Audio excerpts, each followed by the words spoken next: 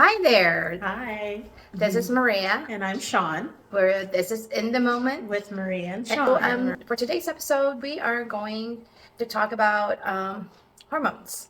And I went to visit my naturopath, Dr. Lima, at Essence Medical Center here in Arizona. And we talked about everything you need to know about hormones for men and women. So unfortunately, Sean could not be with me, but at the end, we're going to share our views and our input after I share with you my interview with Dr. Lima. So here you go, and I hope you find it beneficial for you. It's very informative, so please enjoy. Hi everyone, I'm here with Dr. Lima at Essence Medical Center. We'll be talking to her about hormones today.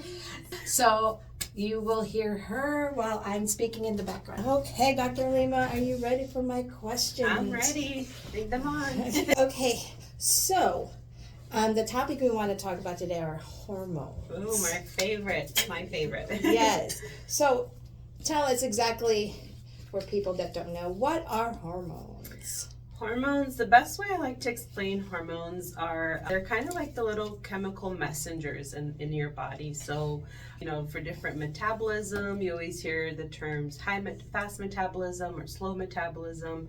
They're just how our body communicates and our organs kind of pieces things together. So when those little messengers are not delivering the message they're supposed to tell, the story they're supposed to tell to the right organs, things just don't flow the right way. So that's the simplest form I can probably explain hormones. Yes.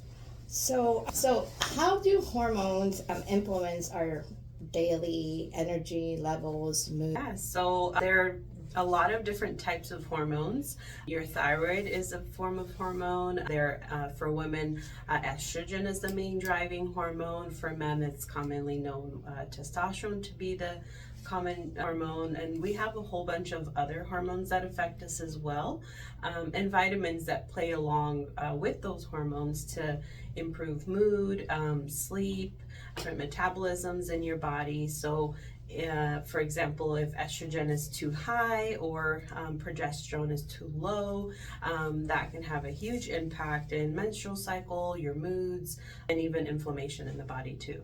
Okay, so obviously when it comes to hormones, everybody's not going to have the perfect balance. Right. Okay. It's hard. The trick is to balance all the hormones together. So that's the one that you work on. Right. Yeah. We try and do that naturally. There's different cues that your body has to kind of help regulate the hormones on its own. So as a naturopathic doctor, a lot of things that I do and focus on is changes to lifestyle. So diet, exercise, decreasing overall inflammation and stress. That in itself plays a huge role into balancing or maintaining the balance of the hormones long term. Okay, so in balancing the hormones, it's different obviously for men and women. Oh yeah. Okay. It's a lot. Women were a little bit more difficult to balance the hormones, just more because we have more of them to balance, and we cycle. So it goes up and down every month until it doesn't, which is a whole other issue with menopause and perimenopause, that kind of thing. But men go through hormone changes too, and one thing that I always say is men actually do go through their version of menopause, which is called andropause. I did not know that. Yeah. I just thought they're moody. Yeah, I know that. Yeah. So they do go through that, and it usually starts way younger than women do. So really? What age? For some as early as 35. So it's more of a gradual decrease. It's not as similar as it is with women where, our periods start to act crazy and go through perimenopause or menopause, and the periods kind of just stop after that. It's not as sudden. It's more of a gradual decrease for men. But yeah, they deal with hormone changes too. Does that, okay. Well, we'll talk about the women first, then yes. we'll talk about the men, because I have a question about that with men. Okay. So a lot of women, obviously my age, are going through the changes. Mm-hmm. So obviously it has a lot to do with hormones.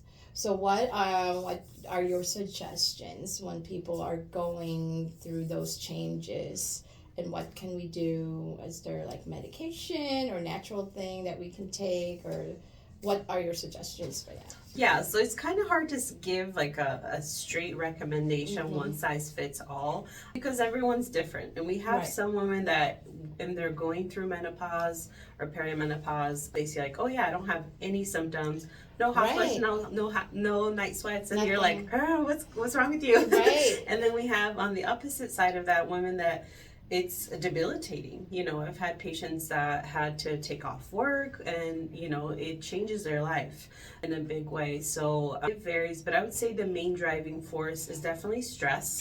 I think in the US here, as a society, we're all stressed at all points of the time, especially after COVID. So Yes. I would say controlling that, because I have had patients where that they say, I'm at work, or stressors with work or life stressors will bring on a hot flash, will affect their insomnia.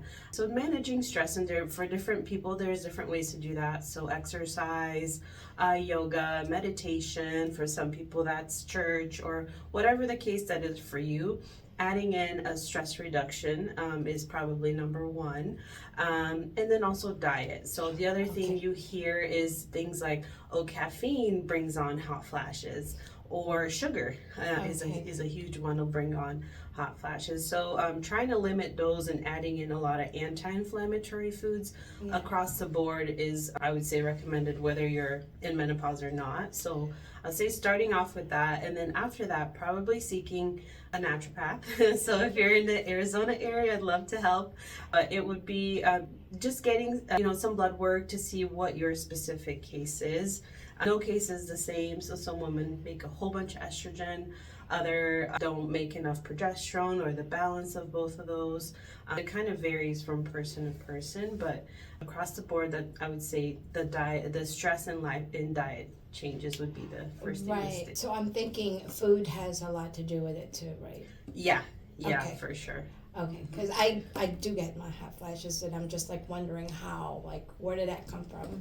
Yeah. You know what I mean? So I'm like, is it something I ate? Because like yesterday I'm totally fine, but today I'm not. Yeah. Okay. So maybe more caffeine intake, But or I did not know coffee. yeah, Okay. that's a common one for a lot of people. Okay, because Yeah. remember I wasn't drinking caffeine at first because like my blood pressure was going high, but then I started drinking coffee again, and I'm great. But then I noticed I'm having a lot of hot. Okay. So that's so caffeine it is. So for men though. Okay. So you're saying it starts at 35. Does does is it called andropause? Andropause. So Yes. andropause affect is it usually in men like their sex drive? Libido is a huge one, because Okay. testosterone is a huge driving force for libido for men and women. Yeah. Okay. Yeah. Okay. So I would say the first complaint for a lot of patients, they'll come in saying it's a libido thing, or I think my T is low. That's what they'll say. Is that that's what, what the they, T? Yes. Yeah, so that they'll say, oh, the guys at the gym, or I heard it through friends, and that kind of thing. I think now it's a lot more normalized, so we talk about it. Yeah. Well, because more. there's medication for the Yes. Okay. So yeah, but I would say for that, it's actually more sleep. So sleep is a huge, so insomnia. For both men and women. Yeah. It's sleep. Right? Yeah, the main, I would say libido is definitely up there as a complaint, but insomnia is another one for sure. Okay. So getting your blood work is a way like that to screen. To know what's going on exactly, like your individualized or your personalized issue, because not everyone is the same. For some people it might be something, for other people it might be something simple that they could add in, so that way exactly what your issue is to help balance that off, versus just taking more than what you need. So we always want to try and reach things a little bit more natural if we can, and the least dose possible, right? So you want to put the less amount of things in your body that you need. So you mentioned coffee can somewhat induce those hot flashes, kind of thing, but what food do you think is great to avoid, like to help not have these symptoms? Any of the anti-inflammatory foods, so reducing, a lot of time it's more the reduction of what you don't have versus what you have. Okay. So reducing the sugar, just because it's so common in The our sugar. diet, Yeah. you know, It's in it's in every food. everything, yeah. Even so, bread or right, yeah, yeah. everything. It's hard to bring that down. So yeah, reducing the sugar for sure, and then adding in anti-inflammatory foods. Or the supplements also help. Supplements would help, but again, that's all more individualized. Individualized. Yeah. Okay. Mm-hmm. Okay. So because I remember that one time you had that thing for me with the estrogen and stuff, and then I had to go pick it up, and they put together compounding pharmacy. That's so what it is. Compounding that's pharmacy. the nice part about compounding, making, drawing the lab first, is because everything is individualized. So I'd say you might be a person, if you have a faster metabolism, you might burn through hormones more, so you might need a higher dose that hormone. So that compounding pharmacies, we can do just that. We can prescribe exactly what you need versus just a one size fits all. No one is a one size fits all. Yeah, so, yeah. That's true. No, it's like definitely menopause and hormones has always been a huge topic, but I don't think a lot of women have been talking about it until really now. Right, yeah. It's Right? always been like hush, Hush, hush. we're good. Yeah, we don't talk about that. Yeah, and no, just it's just like it is just what stay it home is. Yeah. and- yeah. It's like accept it's gonna happen and Yeah. move on, right? Yeah, I would say the other thing that I've noticed in my older patients is they weren't really able to talk about it. So sometimes they come in and they, well, I have XYZ, I just want to be healthy. And I'm like, well, what you're going through is menopause or postmenopause. For some women, those symptoms stay or forever. So they just get labeled as like, oh, you're just depressed. Or and that's kind of sad for society, for us to just get labeled, as a woman, to just be like, oh yeah, it's dismissive, just dismissed as I would say in our medical profession a lot of times, like, or just take birth control, or just take an antidepressive. I wouldn't want to take the birth control. Yeah. Like I'd rather do the natural way. Yeah. Unfortunately, not everyone knows that there's other options. So have had a lot of patients that come in thinking like, oh, I'm seeing a naturopath just to be healthier in general, when really, there's other underlying issues. And then we're able to take those things out of the picture and they feel a lot better. But right. Yeah. No, I mean, I've been coming here for years, but yeah, they're all different. Well, because of my thyroid. Mm-hmm. Obviously, I had the thyroidectomy. Yep. No more thyroid. Yeah. So I need to balance that through my medication, obviously. Yeah. Which I take. But for people that don't want to take the prescribed medication, what are there options aside from that? For what specifically? Okay, so I or? take the Synthroid, right? And then so if the people want to not want to take Synthroid, are there other options besides those? It depends on the case, I feel like okay. that'll be probably the answer for a lot of things, because for some people the answer is yes. Yeah. We might get away with doing medications if they don't need it, or make some changes and maybe their thyroid is able to recover, because a lot of it is stress driven or inflammatory driven. But I do practice a little bit more integrative, I would say. So I use both medications when needed. I'm not scared to use it, and then but try to do it in the more natural form as much as possible. So for example, for thyroid, one of the available thyroid medications on the market is NP thyroid. So when possible, then I would use a more natural form of that medication. Okay. So because metabolism is obviously the one that's really affected when it comes to thyroid. Yeah. Your thyroid controls your whole body metabolism. Right. Because for the longest time I couldn't figure out why I couldn't lose weight. Yeah. And I've tried everything and I can't lose weight, and then finally figured out, it was because I'm hypothyroid. Yeah. That's the number one complaint for thyroid patients, for sure, is the weight loss. It's so difficult. Yes, but then when you do it, and then it's kind of maintaining it. Yeah, right. Yeah, maintaining it with diet and lifestyle. That's the hardest part, for sure. So going back to the menopause, so how do you know when you're actually done with menopause? By definition, menopause is when you have not had a cycle for a year. So if you've hit menopause when the cycle's gone, no more periods for a year, then we know, okay, you're on menopause now. So if you're kind of having changes to your cycle, maybe it comes every other month, or the period's heavier or lighter, so there's no regularity anymore. That's when that's called perimenopause. So before or around, you're around the menopause, but not quite there. Okay. Full menopause is, when you haven't had anything for a year. Okay. By definition, yeah. Well, for someone like me who had a hysterectomy, Okay. but then they didn't take my ovaries out. Okay. So that's why I feel like okay, I'm still going through it. Yeah. But then when does this stop? Like these. So you actually get, with a hysterectomy, you get what's called a surgical menopause. That's more with a full hysterectomy. So you kind of get an earlier set of that menopause. If you keep your ovaries, then the ovaries are able to kind of compensate a little bit. Okay. But yeah, for women that have had like a full hysterectomy, then it's called the surgical menopause.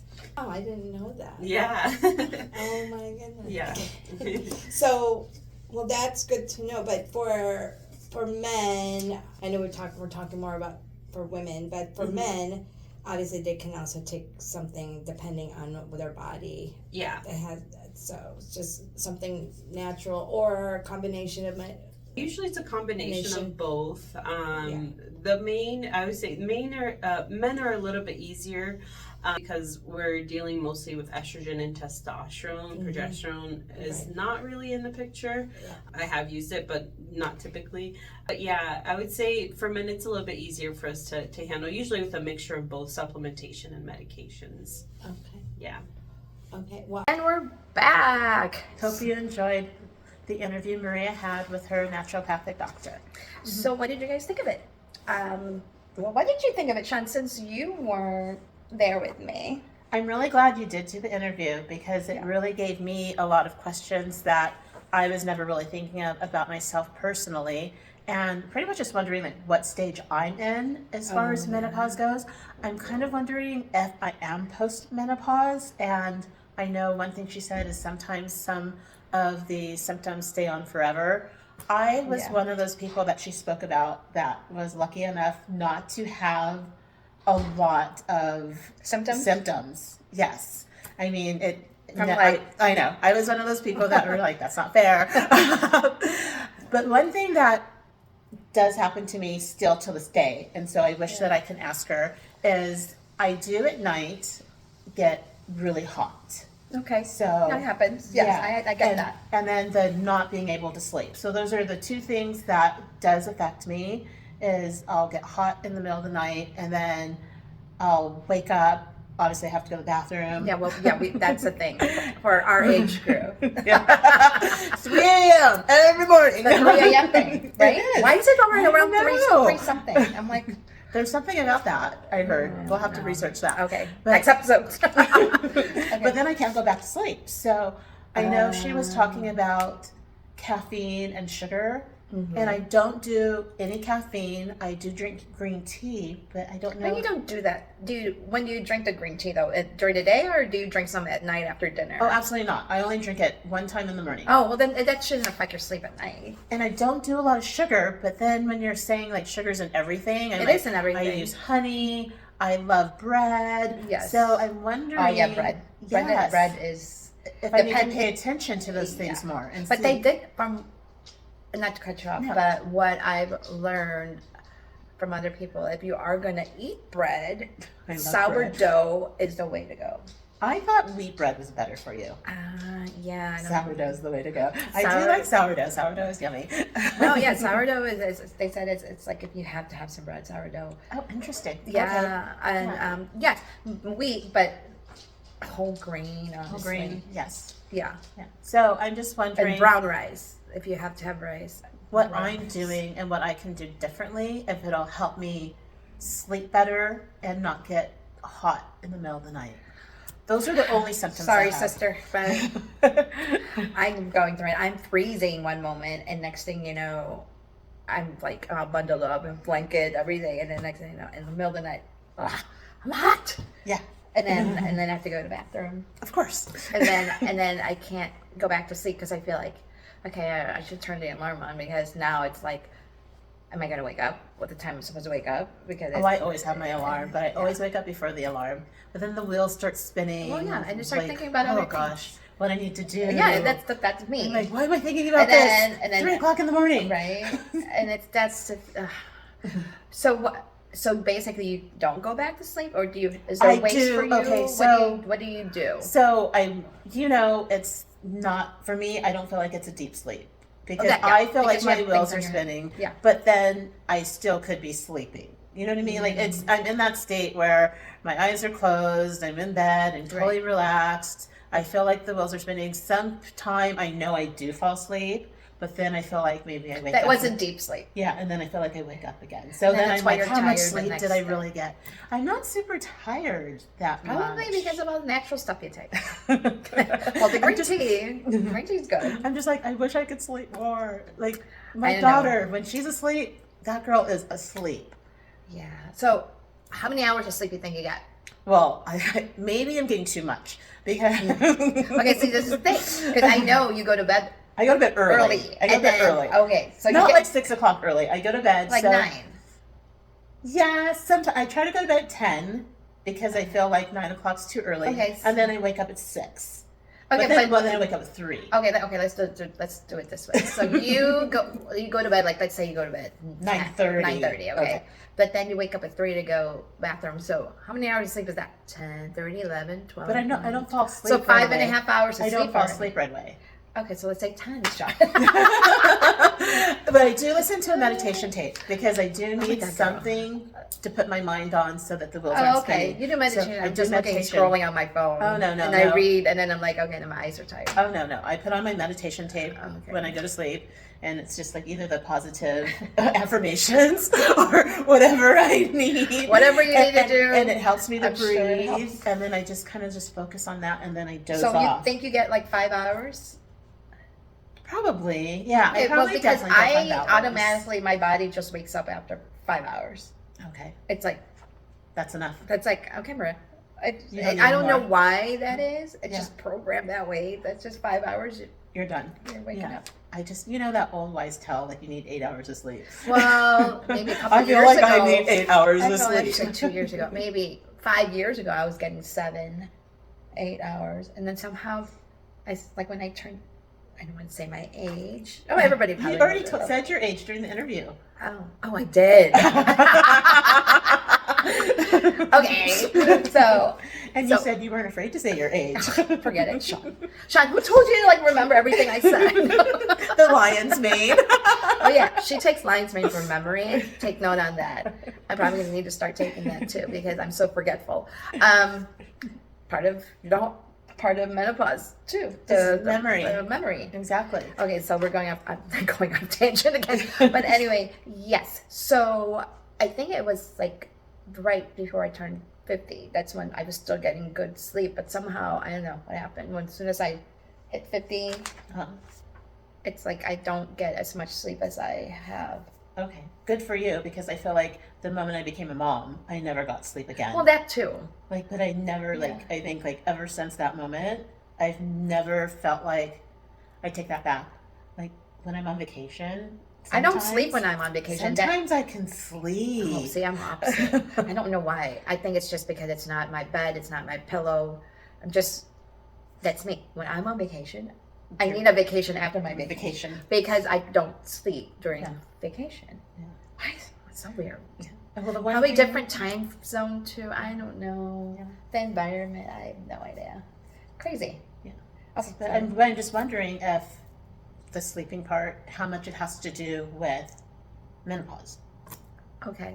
So if you were there with me, what would you? That's one question you wanted would to have ask her asked her was like is- what stage you're in. What stage am I in? Like, am I in post-menopause? Am I still in menopause? I mean, because Like, you wanna know how much I'm more older time than you have them. with this. How much more time am I When's it going to gonna have to put up with stop? this But stuff? then she said sometimes it never ends. So, Okay, I guess I forgot to ask her, like, what can we am take I to gonna, make am it I go gonna away? have hot flashes in the middle of the night for the rest of my life? I think it eventually goes away though, but it really depends on what I think on what Well, she said your diet. your diet, and I definitely believe in the diet. Yeah. But I So don't so feel like low sugar levels, right? sugar levels. More protein, more fiber, and then obviously you have diet. It's always diet and course, exercise, diet. obviously. That's why I would And like to getting talk used to to her. it. I would like to tell her, like, this is what I eat. This is how I eat. Is there something that, because I You're feel so like, healthy though. well, I feel like I'm healthy, but maybe because I like bread, I like Oh, yeah. cheese, I like all this stuff. Oh, yeah, but it's bread. not like I'm But you sitting don't around. do- I'm not sitting you don't around and like overdo it. gorging on Well, when I'm bread. saying, I mean, but look at all the Europeans though. They love bread and they love cheese, But they don't sleep. They- They're always out and about, like doing things. and they're always walking probably. And I do a lot of walking. Yeah. Because I know she said like exercise, so I don't go to the gym. I'm not like, working out, but I'm constantly walking. No, Like, well, it's your I'm- job. You're yeah, on your feet. I'm on my feet all Yeah. the time. So that kind of I'm just compensates curious. for it. It's like because she said every body is different, so I kind of want to know more about my body. Like that's when you were interviewing her, it kind of stirred up those questions. Like, like where am I at? Like what kind of Well, yeah. So when I was doing that interview, I feel like it was more like an informative type. I want people to know what's going on with your body, like this, what are hormones and what you can do about it and things like that. But I think on our own personal, like we all have our own different makeup. So and people in our age group, like she was saying, like don't talk about it. we don't. It's taboo. It's not like a common. It's not. Our generation never really talk about. I can also blame it on my mom. Like she never gave me the talk. No. I never had to talk about menopause really, I know, but I think that I'm Or- going to talk or- to my daughter. or any of that About stuff that it. goes on with our body. We never really talk. It's not. about You it. don't talk about your body. No. So and I think we it's should. something that should be discussed more openly, more freely. Freely. Exactly, Yeah. because it's interesting how you're different from how I'm different. I know I can be hanging out with you, and you're like, "Is it hot in here?" Yes, I've done it. And I'm I've like, done it. I'm It's like, it creeps no. up on me, like crazy. Like Sean, it's so hot, and like and last night we're watching TV, and I'm like, I'm freezing, and my husband's like, "You're the only one that's cold." I'm like, but everything. everyone else I'm is like, just I fine. looked at the thermostat, and it's Everything's like fine. perfect temperature in the house, and I'm like, why am I cold? Yeah. And then maybe an hour or so later, I'm hot. And didn't she say mood swings is one of them? It's like, what? Maybe I just drink alcohol for that, but that kind of affects the mood too. I'll calm myself down. I'll just drink some wine. But Anyway. no, she was very, very informative, and I'm really Yeah. glad that you did have that interview because Yeah. it just brings up, it gets your mind moving. It gets Yeah. you start thinking about your body and things that you just maybe assumed that's the way it is, and not realizing, oh no, this is Yes. part of menopause, or this is like the estrogen level, or this is, Yeah. and that there's actually something that you can do about it. Yes. Well, a couple things that helps me lower my blood sugar. I mean, obviously, and I always have to watch my blood sugar because of the fact that I had a thyroidectomy and Yes. thyroid cancer, so I always need to watch that. So one of the things I've used is apple cider vinegar is good for lowering that and cholesterol. Yeah. And I also take moringa capsules that we make here. My mom makes it from our tree. We have a moringa tree, and she powders the leaves and make capsules out of it. Because actually, from doing research, moringa has a lot of benefits. But when it comes to hormones, let me tell you, moringa helps with menstrual cramps. And I believe I've talked about this in our previous episode. Lactation. Yes. Yes. It helps with PMS. And this is really good for all you moms and all you Yes. new moms to really Yes. maybe give it a shot. Yes, and it helps with libido, your reproductive hormones, and obviously it has its antioxidants. It contains flavonoids, polyphenols, and ascorbic acid, which is vitamin C. It is a plant-based protein, Moringa is a plant-based protein. It helps with inflammation because Dr. Lima talked about that's Yes. another thing. It's inflammation is part of the it's not, is it menopause or just with hormones? Like I think it's with the hormones, balancing the You need hormones. to watch out for inflammation. And so it also reduces cholesterol, blood sugar, and it helps with bone health. So it is very high in calcium too. So if you don't like milk, take moringa.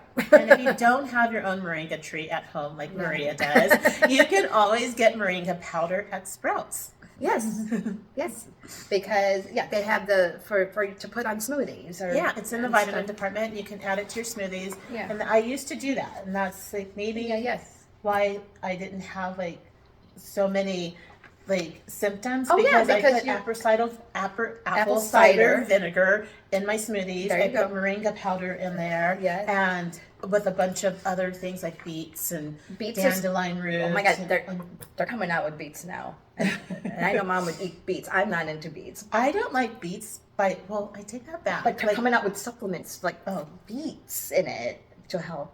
well, I put beets in my smoothies, Yeah. so maybe I need to get back on my smoothie bandwagon and see if it helps me It with will. my Yeah, well, you sleeping should. and hot flashes. Yeah, and because it also with moringa, it also helps with gut health. So you have all that. So Yeah. or go see a naturopath and she can she can put a concoction for you. Exactly. So- If you're able to do that, I highly suggest, going to see Maria's Yeah. doctor. Or if you're not here by me, go Just- see one just in your look it up. area and Yes. see what hopefully they can help you figure something out.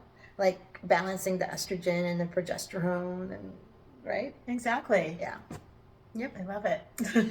Okay, well I hope you find everything's informative. I hope that it was beneficial for you, like it was for us. Maybe asking yourself some personal questions about what's happening with your body that maybe you assumed was just normal, and now you know that there's different things that you can do for your diet or add to your diet or take away from your diet and see if it does make a difference.